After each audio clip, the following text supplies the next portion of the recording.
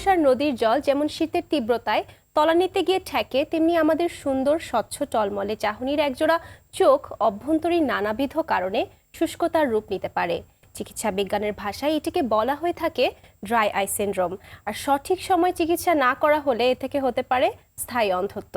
Dhaka eye care hospital নিবেদিত আজকের সুস্থ চোখ স্বচ্ছ দৃষ্টি অনুষ্ঠানে আমরা চোখের এই বিশেষ সমস্যা এবং প্রতিকার নিয়ে কথা বলার চেষ্টা করব।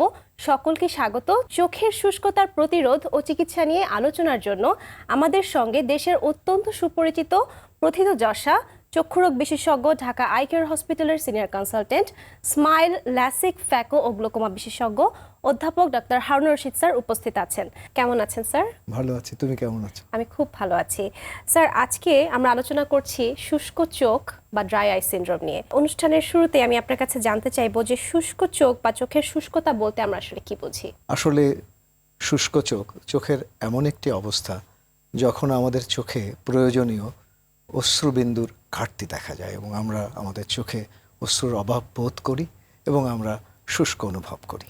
আচ্ছা, চলো আমি একটা ছবি দিয়ে বুঝিয়ে দিই। তার আগে বুঝে নেই যে স্বাভাবিকভাবে আমাদের অশ্রুর প্রবাহ কিভাবে নিশ্চিত হয়। আমাদের চোখের চতুর্দিকে বিভিন্ন গ্রন্থি সমূহ রয়েছে। ছবিতে দেখতে পাচ্ছ যে মূল ল্যাক্রিমাল গ্রন্থি, এছাড়াও আমাদের কিছু অতিরিক্ত অশ্রুগ্রন্থি রয়েছে, যেমন ক্রাউজ গ্রন্থি, ওলফ্রিং গ্রন্থি। এই সমস্ত গ্রন্থি সমূহ থেকে এক ধরনের বিশেষ তরল পদার্থ নিরবিচ্ছিন্নভাবে উৎপাদিত হয় এবং সেটি চোখের সামনে কর্নিয়া, কনজাংটাইভা এই সমস্ত জায়গাকে আবৃত করে রাখে এবং কিছু কিছু আবার বাষ্পীভূত হয়ে যায়।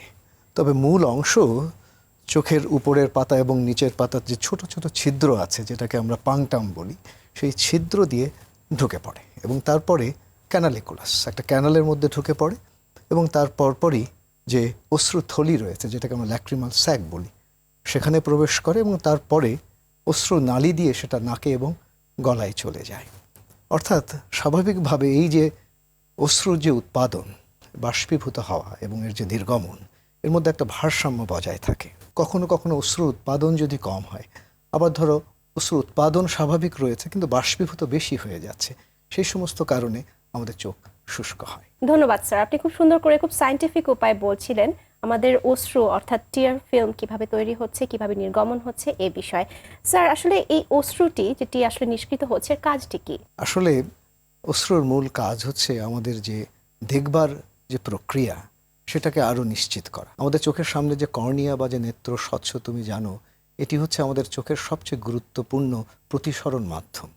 মূলত আমার চোখের যে টোটাল যে পাওয়ার, তার 2/3 কিন্তু এই চোখের নেত্র স্বচ্ছে রয়েছে এবং সেই নেত্র স্বচ্ছকে যদি আমরা অনুবীক্ষণ যন্ত্রের নিচে দেখি, সেখানে আমরা সেটাকে আর মসৃণ দেখব না, সেখানে মাইক্রোভিলাই, মাইক্রোপ্লাইকা রয়েছে।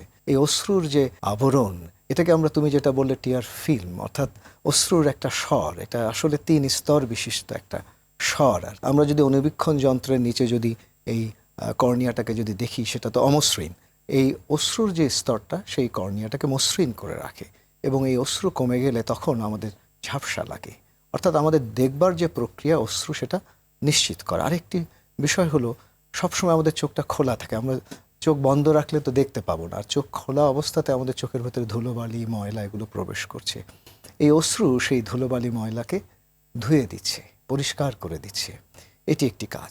চলো আমরা ছবি দিয়ে দর্শকদেরকে এই টিয়ার ফিল্ম বা অশ্রুর স্বরটাকে বুঝিয়ে দিই। এটা 3 স্তর বিশিষ্ট একটি স্বর। সবচেয়ে বাইরের যে স্তর, সেটাকে বলে চর্বির স্তর, লিপিড লেয়ার। এটা আসে মিবোমিয়ান গ্ল্যান্ড থেকে। আর মাঝখানের যে স্তর, সেটি হচ্ছে মূল লবণাক্ত জলীয় স্তর। আর সবচেয়ে ভেতরে যেটা, সেটি হচ্ছে মিউসিনের স্তর। এই যে চর্বির যে স্তর, এটি খুব গুরুত্বপূর্ণ একটি স্তর। তুমি জানো যে জলের উপরে যদি তেল ভাসে, সেই জল সহজে বাষ্পীভূত হয় না। কখনো যদি এই তেলের পরিমাণ কম হয়, তখনই কিন্তু এই চোখের অশ্রুতা বাতাসে উড়ে যায়। আর এই তেলের কারণে লুব্রিকেশন, আমাদের যে চোখের পাতাটা সারাক্ষণ আমরা চোখের বলের সামনে খুলছি, বন্ধ করছি, এটা তো আসলে একটা মেকানিক্যাল, কিন্তু ঘর্ষণ লাগছে, কিন্তু আমরা কিন্তু ঘর্ষণ অনুভব করি না, কেননা এই তেলটা তৈলাক্ত এবং লুব্রিকেশনের কাজ করছে। আরেকটি বিষয়, এই চর্বির স্তরের কারণে আমাদের অশ্রুটা কিন্তু গড়িয়েও পড়ছে না। আর মাঝখানের যে জলীয় স্তর, এটি তো মূল স্তর। এর মধ্যে এমন কিছু কিছু উপাদান রয়েছে, যেমন electrolyte, sodium, potassium, bicarbonate, calcium, এগুলো রয়েছে। বিভিন্ন চর্বি জাতীয় পদার্থ রয়েছে, সেখানে শর্করা আছে, সেখানে আমিষ আছে এবং এমন এমন কিছু ইমিউনোগ্লোবুলিন এনজাইমস আছে যেটা আমাদের চোখের প্রতিরক্ষা ব্যবস্থাকে সুরক্ষিত করে, তাই না? আর এছাড়া এই যে ভালো ভালো উপাদান, তুমি জানো যে কর্নিয়াতে কোনো রক্ত নালিকা সমূহ নেই, তাহলে কর্নিয়ার যে পুষ্টি, কর্নিয়ার এই পুষ্টি কিন্তু আসে বাতাসের অক্সিজেন থেকে এবং এই সমস্ত পুষ্টিকর উপাদান থেকে। আর চোখের ভেতরের এই যে মিউসিন স্তর, এটি কিন্তু চোখের এই জলীয় স্তরকে চোখের চতুর্দিকে সুষমভাবে ছড়িয়ে দিতে সাহায্য করে, ফলে আমাদের চোখটা জীবন্ত থাকে।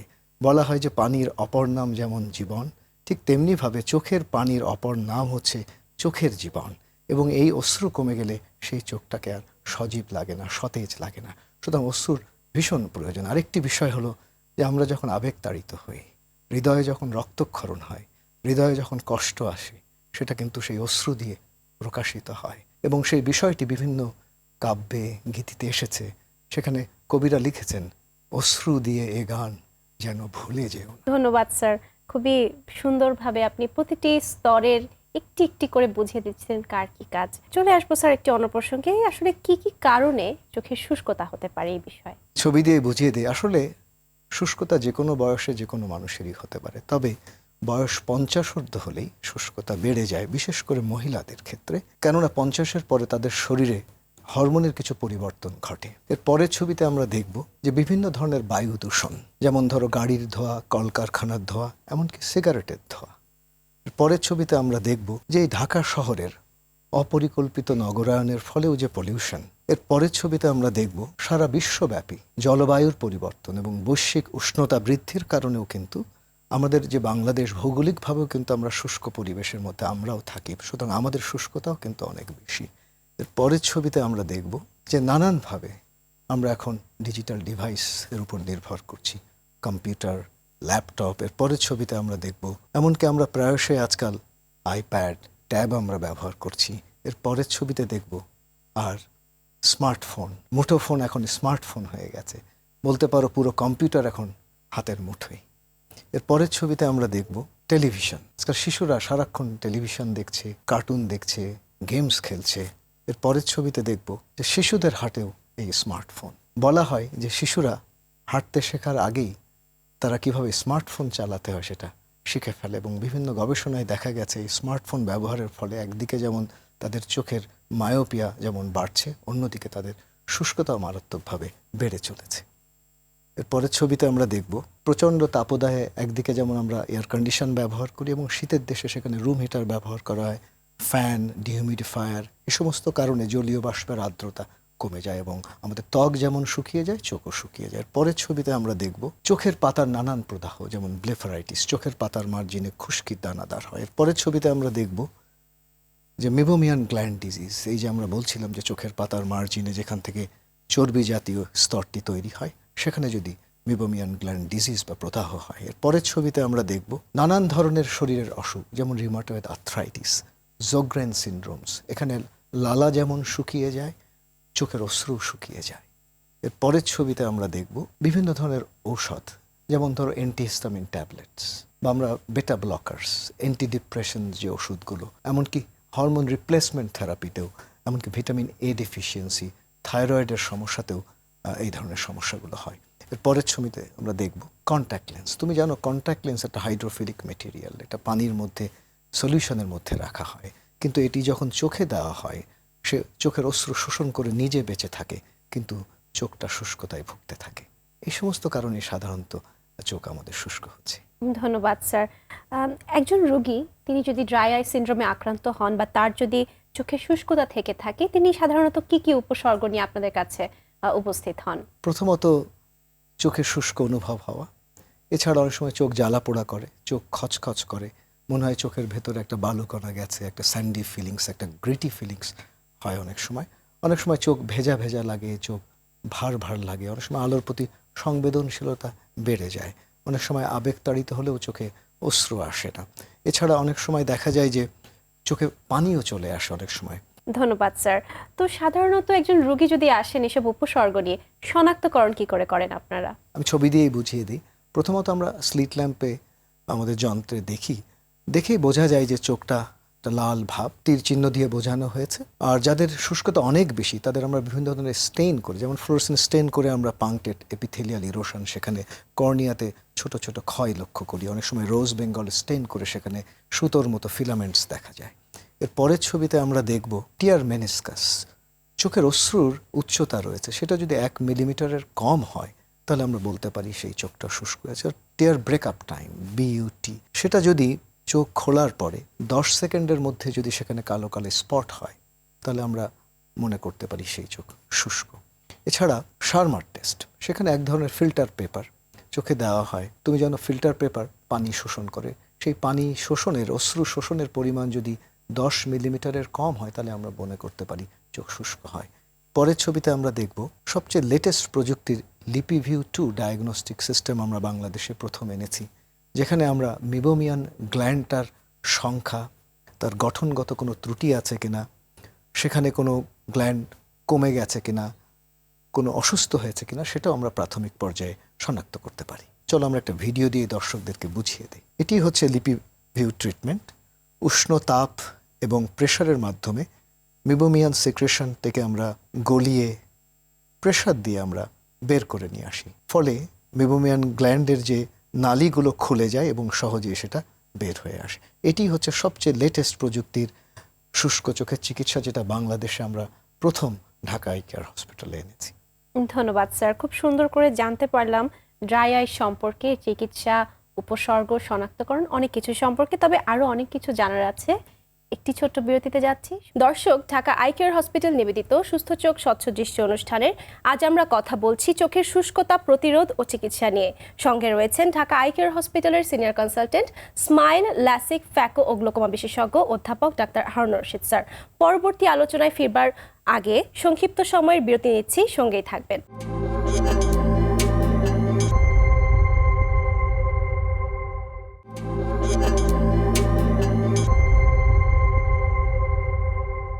সংক্ষিপ্ত সময়ের বিরতি শেষে ফিরে এলাম ঢাকা আই কেয়ার হসপিটাল নিবেদিত সুস্থ চোখ স্বচ্ছ দৃষ্টি অনুষ্ঠানের বাকি আলোচনায়।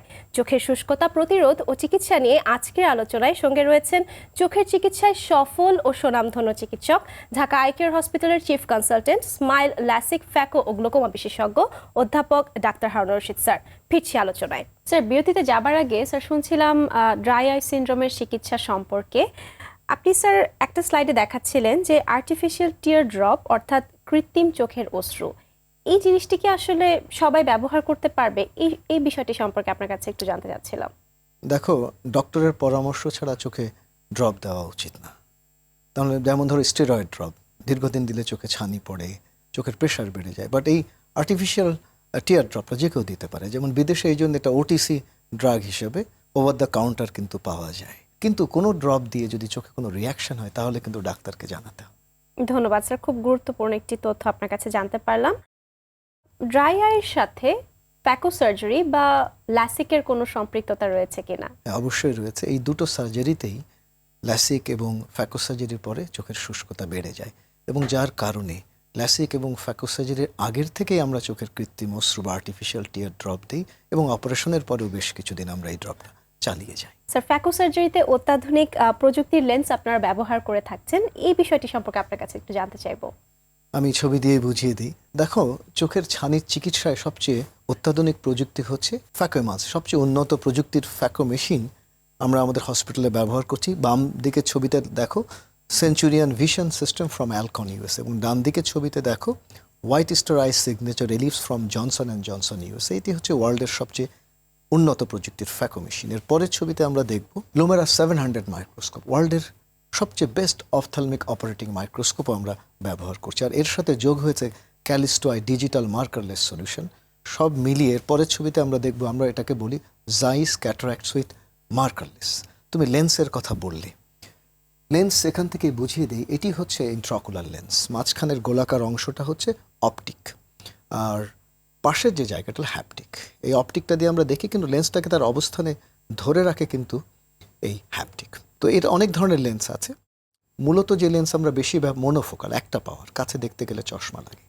কিছু কিছু লেন্স রয়েছে যেটা টরিক লেন্স, যেমন চশমাতে যারা সিলিন্ডার পরে, চশমা পরে, তখন সেই লেন্সটা দিলে ছানি অপারেশনের সময় সেটা আমরা কারেকশন করতে পারি।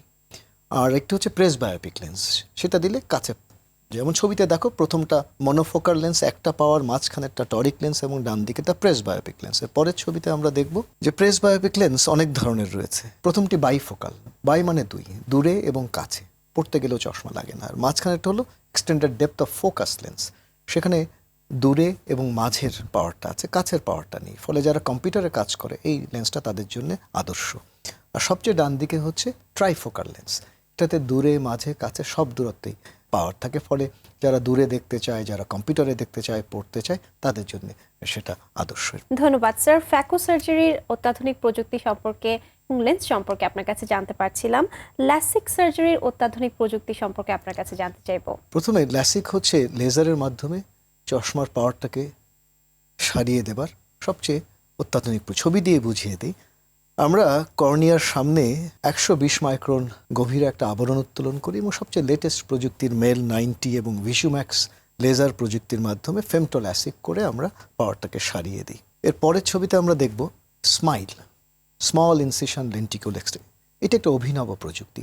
এটা শুধুমাত্র ভিসুম্যাক্স ফেমটোসেকেন্ড লেজারের মাধ্যমে কর্নিয়ার কোনো আবরণ উত্তোলন না করে 2 মিলিমিটার ছিদ্র দিয়ে একটা লেন্টিকিউল তৈরি করে পাওয়ারটাকে আমরা সারিয়ে দিই। পরের ছবিতে আমরা দেখব, বাট এগুলো করবার আগে আমরা বেশ কিছু পরীক্ষা করি। তার মধ্যে একটি রয়েছে পেন্টাক্যাম।